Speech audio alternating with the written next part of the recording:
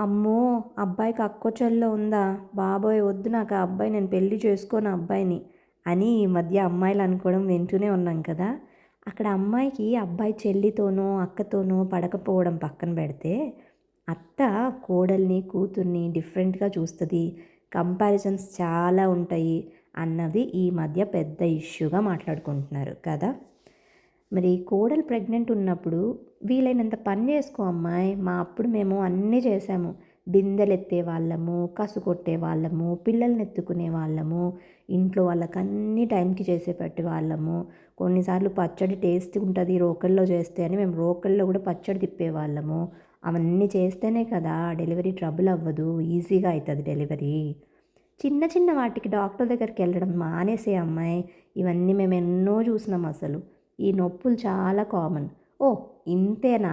ఇదేముందమ్మాయి, రేపు delivery time దగ్గరకు వచ్చినప్పుడు అస్సలైనవి స్టార్ట్ అవుతాయి అని భయపెట్టడము.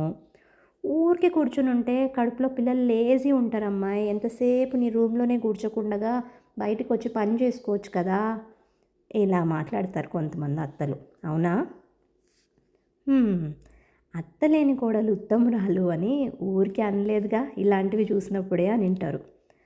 అదే అత్త వాళ్ళ కూతురు ప్రెగ్నెంట్ ఉన్నప్పుడు, అరే బంగారు అంత పని ఎందుకు చేస్తావురా, ఈ టైంలో రెస్ట్ బాగా అవసరము, అప్పుడే హెల్దీ బేబీస్ పుడతారు, ఒక దగ్గర కూర్చొని రెస్ట్ తీసుకో, ఈ పని వేరే వాళ్ళు చేయొచ్చు కదా, మీ అత్త వాళ్ళ ఇంట్లో అంత మాత్రం చేయలేరా, డాక్టర్ దగ్గరికి రెగ్యులర్గా వెళ్ళొస్తూ ఉండు, ఏదైనా ప్రాబ్లం ఉంటే వాళ్ళతో డిస్కస్ చేయి బుజ్జి అని అంటారు. ఎంతైనా అమ్మ అమ్మే కదా. ఇద్దరు ప్రెగ్నెంటే, మరి డిఫరెన్సెస్ ఎందుకండి? ఈ రోజుల్లో అమ్మాయిలు సోషల్ మీడియా యూస్ చేసి ఎలాంటి ఫుడ్ తీసుకుంటే పిల్లలకు హెల్తీ, తనకు హెల్తీ, ఎలాంటి ఎక్సర్సైజెస్ చేస్తే యాక్టివ్ ఉండొచ్చు, డెలివరీ ఈజీ అవుతుంది, ఇలాంటివన్నీ చాలా జాగ్రత్తగా చూసుకుంటున్నారనమాట.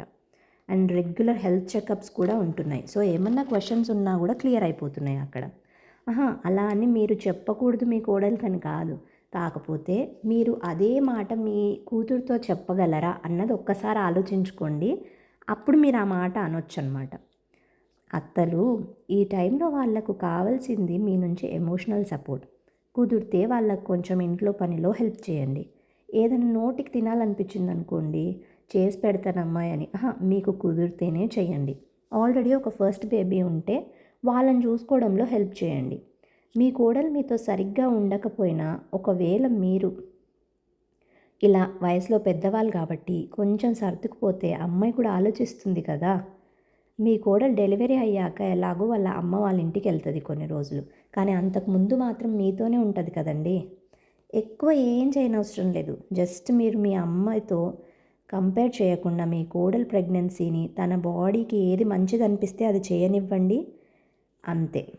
మీకు మీ కోడలు బుల్లి మనవన్నో మనవరాలనో ఇస్తుంది. కొంచెం ప్రేమ చూపిస్తే లోపలున్న బేబీ కూడా హ్యాపీ ఉంటారు కదా.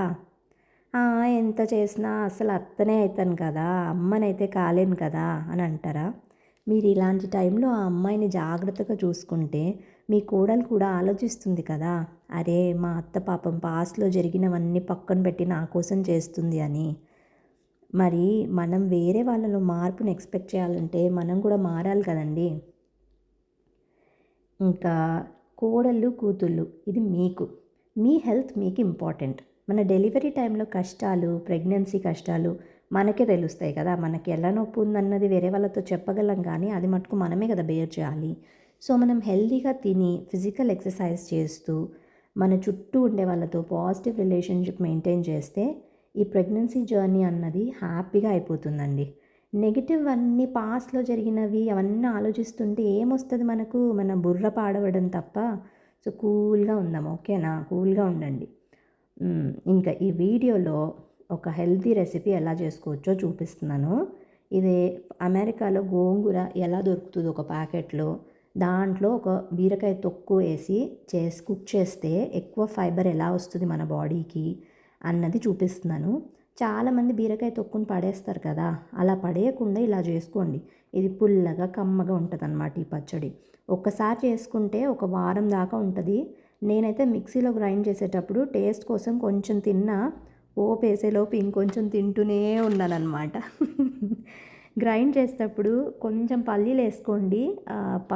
పచ్చడి గ్రైండ్ చేసే ముందు మంచి టేస్ట్ వస్తుందన్నమాట అండ్ హెల్దీ కూడా. ఈ పచ్చడిలో నాకైతే పచ్చిమిర్చి, ఎల్లిపాయ కొంచెం బాగా వేయడం ఇష్టము. మీ టేస్ట్కి తగినట్లు అవి మోడిఫై చేసుకోండి. లాస్ట్లో పోపులో అయితే కొంచెం నువ్వులు వేసుకోండి. హెల్త్ వైజ్ మంచిది అండ్ అది నోటికి కొంచెం తగులుతూ ఉంటే కూడా బాగుంటుంది. గోంగూర, బీరకాయ తొక్కు, పల్లీలు, నువ్వులు ఇంత హెల్తీ కాంబినేషన్ ఒక పచ్చడిలో వచ్చేస్తుంది అనమాట. లాస్ట్లో ఇది కర్నూలు స్టైల్ అనమాట. లాస్ట్లో కొంచెము ఇదేమంటారు ఉల్లిపాయలు కొంచెం కట్ చేసుకొని పచ్చడి మీద వేసుకోండి. అన్నంలో నెయ్యి ఇది వేసుకొని తింటుంటే ఆహా సూపర్ ఉంటుంది అసలు. ఈ వీడియో నచ్చితే లైక్ చేయండి.